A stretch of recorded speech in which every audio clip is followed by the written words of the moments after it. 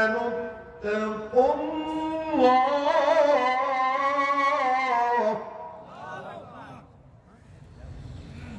يا أيها الذين آمنوا اتقوا الله وكونوا مع الصادقين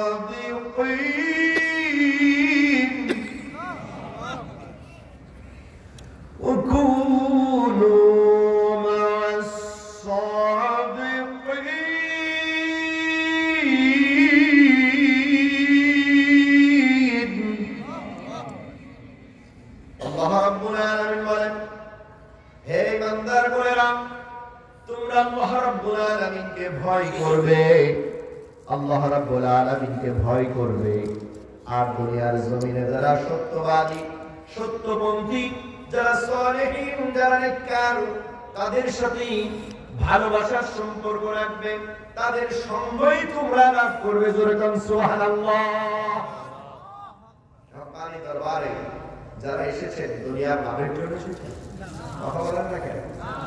আপনার ব্যবসার জন্য এসেছেন না?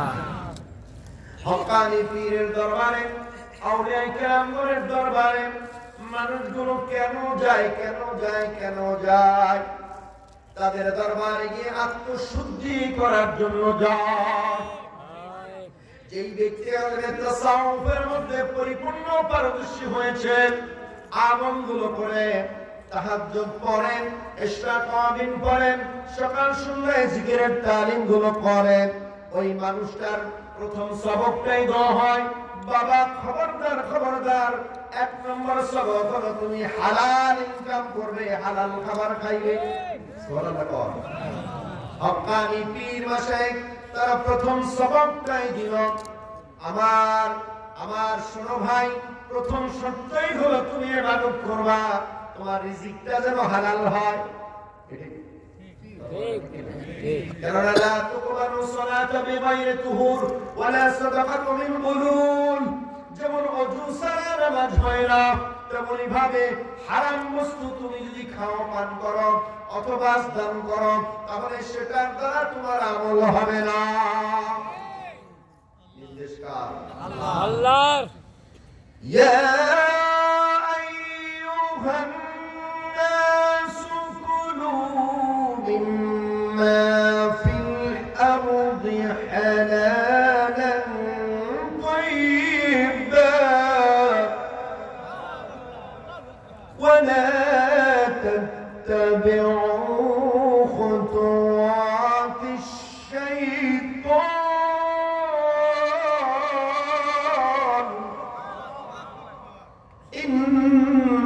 ইন্নাহু লাকুম আদুউম মুবিন।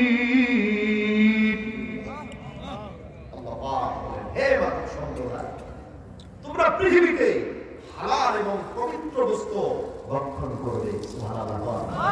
আর শয়তানের পথকে তোমরা অনুসরণ করবা না। শয়তান হলো তোমাদের প্রকাশ্য দুশমন।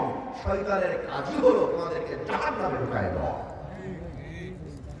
আমার ভাইরা, সেই হক্কানি উলামায়ে কেরাম, হক্কানি পীর মাশায়েখ, আউলিয়ায়ে কেরাম, এক শ্রেণীর মানুষ আছে, পীর সাহেবদের নাম শুনলেই তাদের গরম হয়ে যায়।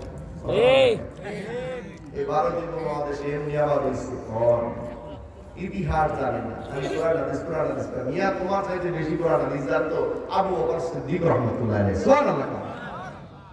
আপনারা কি জানেন আমাদের আবু বকর সিদ্দিক আল কুরাইশি রাহমাতুল্লাহ আলাইহি তিনি কত হাদিসের কিতাব পড়েছেন, কতখানা হাদিসের সনদ তাকে দেওয়া হয়েছে?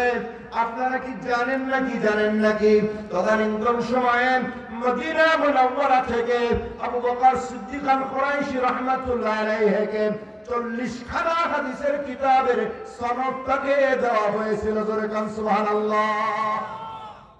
বর্তমান সময়ে এই বাংলা ভারতের জমিনে যত আলিম, যত মুফতি, মুহাদ্দিস আর যারা ফতোয়া দেয়, শাইখুল হাদিস বলেন আর আহলে হাদিস বলেন, যে হাদিস ওয়ালা হোক, জিজ্ঞেস করবেন ভাই আপনি কতগুলো হাদিসের কিতাব পড়েছেন?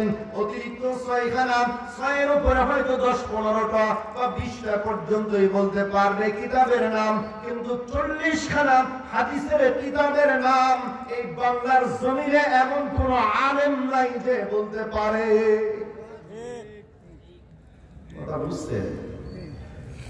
আমাদের পীর কি মূর্খ? হ্যাঁ, মূর্খ পীর যারা, তারা নিজেদের মুরিদ বাড়ায় আর টাকা ব্যবসা।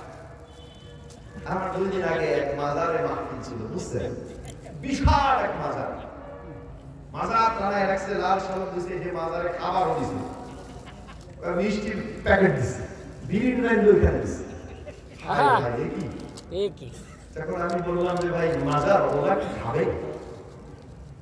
এই মাজারে যে শিলিং শুয়ে আছে তিনি কি ভাত খাবে? ভাত খাবে? মিষ্টি খাবে? তা মাজার তো, মাজার মানে জিয়ারতের জায়গা। আপনারা মাজার দেখছেন, ভালো, জিয়ারত করেন, তরিকা শিখায় দিয়েছেন। আমি ওখানে বলেছি বাংলা ভারতের জমিনে এই ফুরফুরা শরীফের পীর সাহেব হুজুর কিবলা রাহমাতুল্লাহ আলাইহি, সিলসিলা পীর সাহেব হুজুর রাহমাতুল্লাহ আলাইহি, যাদের দ্বারা এই বাংলা ভারতের জমিন আবাদ হলো, ওখানে অত বড় বড় হাক্কানি পীর মাশায়েখ যারা আল্লাহ ওয়ালা মানুষগুলো শুয়ে আছেন, তাদের কবরে কি মিষ্টি আর খাবারগুলো দেয় নাকি? দেয়। যারা নাকি এদেশে লক্ষ লক্ষ মসজিদ মাদ্রাসাগুলো কায়েম করেছেন, যারা নাকি এদেশে কোরআনের আলোতে উদ্ভাসিত করেছেন, যারা নাকি হালাল খাবার কথা বলেছেন, যারা হারামের বিরুদ্ধে যুদ্ধ ঘোষণা করেছিলেন, যারা ব্রিটিশ খেলা আন্দোলনের অন্যতম সিপাহসালার ছিলেন, জোরে কোন সুবহানাল্লাহ। তাহলে এই সমস্ত হক্কানি পীর মাশায়েখের দরবারে এখানে কি মাজারে সিজদা দেয়? না, সিজদা দেয়। এই দুনিয়ার অনেক, আর আমি দেখলাম ধাপ ধাপ করে মারতেছে, বাংলাদেশে মারে। আমার বন্ধুরা, আমি ওখানে বলেছি আপনারা কেন কোরআন মানেন নাকি পীর সাহেব মানেন?